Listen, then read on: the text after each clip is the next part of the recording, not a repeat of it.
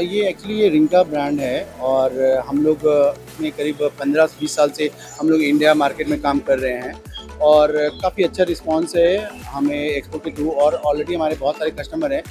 अगर इंडिया की बात करें तो मोर देन 80 कस्टमर हैं जो कि हम लोग उनको सप्लाई करते हैं और मोस्टली हम लोग ब्रांड के साथ ज़्यादा काम करते हैं।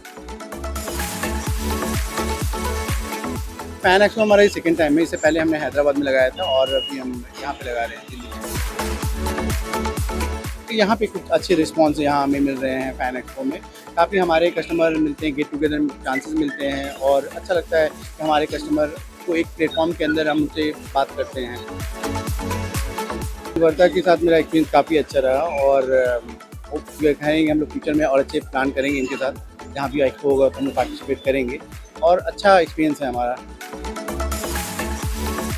फैन एक्सपो ऐसा प्लेटफॉर्म है कि आप यहाँ पे काफ़ी फैमिलियर आपको एक इन्वायरमेंट मिलते हैं और जो भी आपके कस्टमर हैं और आपको एक ही प्लेटफॉर्म पे अच्छे से टाइम से उनको डिस्क्राइब कर सकते हैं मशीनों के रिगार्डिंग पे और कुछ अच्छे कर सकते हो अपने आप को प्रमोट करना।